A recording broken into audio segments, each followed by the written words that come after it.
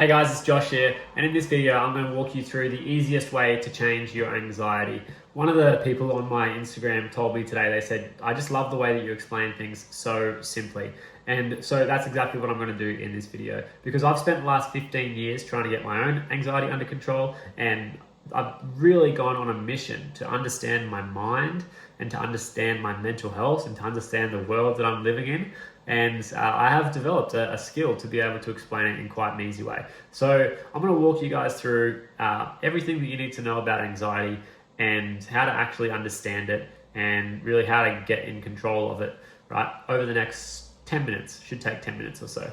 So for the next 10 minutes, I want you to just put all of your preconceived ideas and biases aside, because if you have anxiety, you're probably an overthinker, you're probably an overanalyzer, you've probably done a whole lot of research, you've probably heard all the buzzwords like nervous system regulation and somatic therapy, and you've probably heard about medication and therapy and counseling, and you've probably heard it all. And I want you just to put all of that aside for the next 10 minutes and just listen to what I have to say. Because if you still struggle with anxiety, then you don't know everything, right? Because if you did, you wouldn't struggle with anxiety. So I don't struggle with anxiety anymore, and I've also helped hundreds of people overcome their anxiety. So if what you're doing is not working, why don't you listen to what I have to say for a short amount of time and see if it's going to work for you. So put the buzzwords down and listen into this. The first thing that you need to understand about anxiety is that it's basically just fear, right? Anxiety is really just a fear response, right? And a fear is just an emotion that is very normal for people to feel, right? Everyone feels fear. And if you have this heightened chronic anxiety, it's just that you are not really good at managing your fears, right? And your fears probably have got a tight grip on you. Now, fear is really just a normal survival response. If you can see me looking over here, it's because I've written a blog post about this. And if you want to read the blog post version of this, you can just go to the link below. You'll see the blog post on my website. But to put it really simply, anxiety is just a normal response, and it happens when you have a sense of some kind of danger. So in the past, this would have been very helpful, right?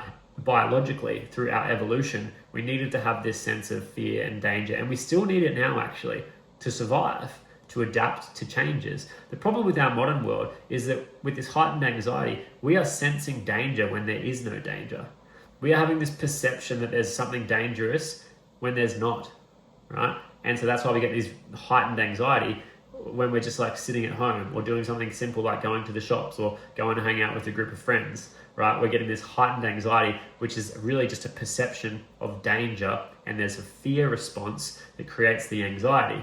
And we're getting that when there's nothing wrong, right?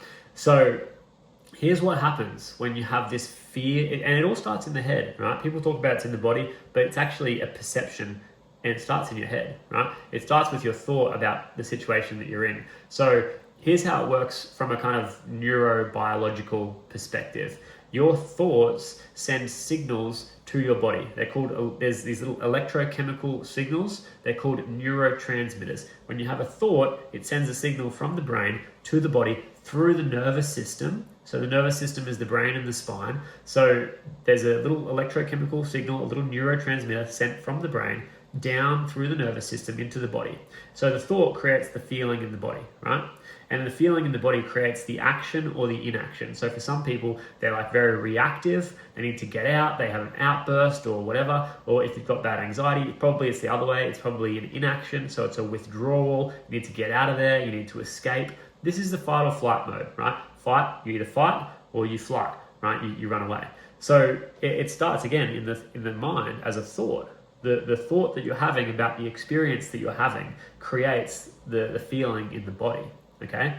So if you're constantly thinking all of these negative, worried, fearful thoughts, you are going to be creating these signals that create and activate stress hormones like cortisol and adrenaline in the body. And when these stress hormones are activated, you go into the fight or flight mode, you start to feel panic, you start to feel anxiety. And if you've been struggling with stress and anxiety for a long time, like months or even years, this can really damage your system, and it actually sends you out of balance, right? Now, if you've been struggling with anxiety since a child, so you think this issue goes back to childhood, which it absolutely can, then you've been living however many years, 10, 20, 30, 40, I've got some 60-year-old clients who living based off survival programming from childhood. Right? A lot of people talk about trauma and healing your trauma. I want to explain trauma and I want to debunk it for a second, because I actually had a question on my Instagram today about this. They were like, well, every time I think about my trauma, it just seems to get worse. The anxiety gets worse. Yes, because you're replaying these old mental narratives, right? So she said, do I need to heal my trauma, or do I just focus on the moving forward? And I said, ultimately, you actually don't need to do this trauma healing. You can start in the present and move forward from there. However, I have personally found trauma healing to be helpful in my own journey, and with a lot of my clients as well, for self-understanding. So when you look at your trauma, you can understand yourself better. You can understand why you are doing the patterns that you're doing, why you're doing the behaviors that you're doing, and you can start to recognize them better. So you have this like self-discovery, or this self-awareness. And when you have a better self-awareness of your patterns, your trauma patterns, it's easier to catch them and change them. So again, we come back to changing them in the present moment and creating a new response, creating new behaviors, creating new thoughts. So do you need to actually heal your trauma? Not necessarily. If you're really present and you're just focusing forward, you can do it like that. However, sometimes it is helpful to look back and to see, what's the problem, and to recognize the patterns so that you can change them when they show up in the present. But ultimately, we want to move forward, right? Trauma is like carrying around a bag of rocks. If you're constantly carrying it around and you never let it go and you're always attached to it, it's going to get heavy, and it's going to get, it's going to weigh you down, and it can really do some serious damage. But there's plenty of people who have overcome their trauma, and these people usually do so through forgiveness, acceptance, and letting go, right? So when it comes to trauma healing as well, that's the name of the game: forgiveness, acceptance, letting go. You look back, you can understand it, let it go, right? And then move forward, right? Now, regulating your nervous system. So when we're trying to regulate our nervous system, what we're really doing is we're trying to find what's called homeostasis. So we're trying to find some balance. So if you're in a state of anxiety, you're getting these heightened physical symptoms, these intense emotions, you are not in homeostasis. You're not in balance, which is what homeostasis is. It's the body's ability to balance your internal systems, your heart rate, your breathing, even your hormones. When you have a healthy homeostasis, everything is balanced. If you are dysregulated, everything's out of balance, right? So if you've been living in a survival state of constant stress, anxiety, negative thoughts, worry for years or even decades, then you're going to be way out of alignment or balance, as I say, right? And so you have to train yourself back into homeostasis, which you absolutely can do through your behaviors and your habits, right? That's what regulating your nervous system is actually all about, right? People talk about doing this like somatic work, somatic therapy, somatic release, and although those things can be helpful, they're likely going to create a sense of temporary relief. And if you're relying on a therapist or someone to do that for you without actually learning how to do that yourself, it's not sustainable. You need to learn how to do that yourself, right? You need to get into a better relationship with your nervous system.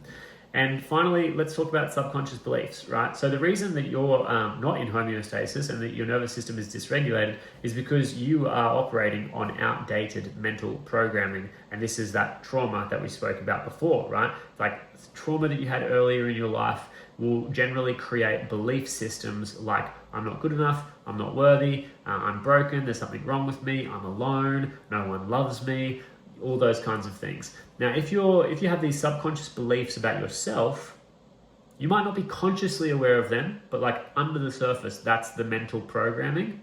What kind of experience do you think that's going to create? I'm not good enough, right? If you feel like you're not good enough, instantly that's going to create a sense of like, okay, well, if I'm not good enough, maybe I'm a failure, maybe I'm not going to, ever be successful. Danger, right? Danger, danger, danger. All of these subconscious beliefs about not being good enough, it's creating a perception of danger. And you have anxiety, I'm broken, something's wrong with me. We don't want things to be broken. We want things to be whole and complete and perfect as they are.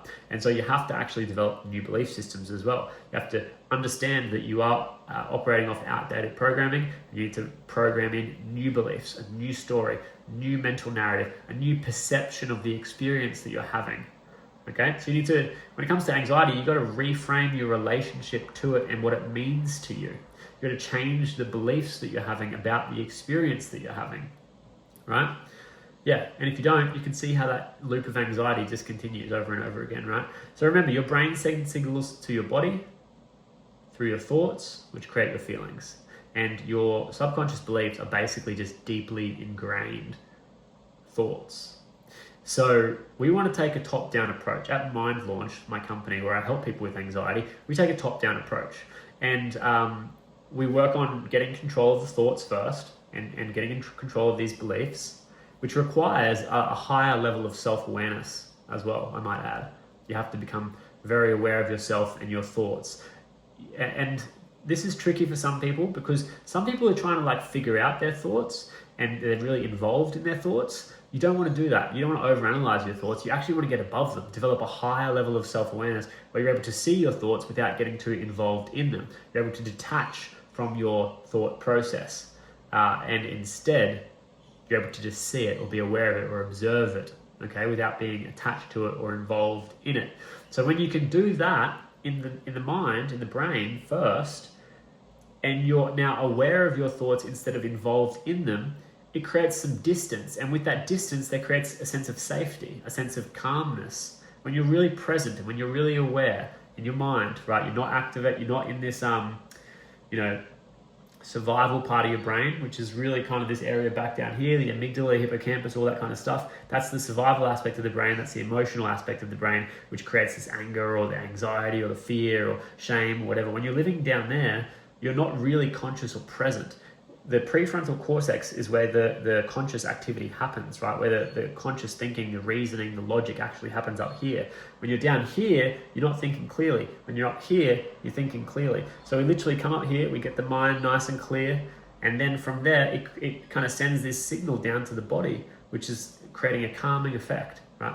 Again, you're not so attached to your fear-based thinking anymore. Now you're observing it, you're seeing it, you're aware of it with presence, and this creates calmness. That calmness goes through your body, sends that signal through your body, everything starts to slow down and become regulated, right?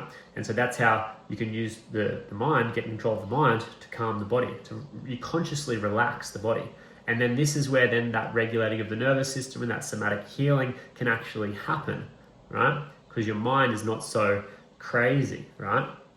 So you need to shift your thinking from thoughts that create a sense of danger to thoughts that create a sense of safety. And when you get control of your thinking, you get control of your ability to change the way you're experiencing your life, because you can change your perspective, right?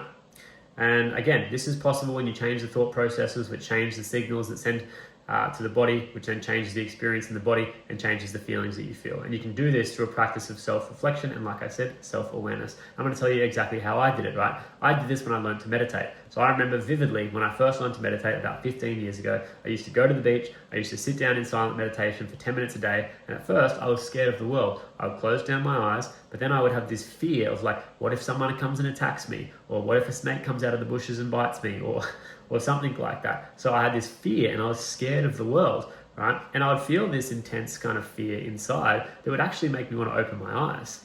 And I didn't. I forced myself to stay there, sit there with my eyes closed for 10 minutes.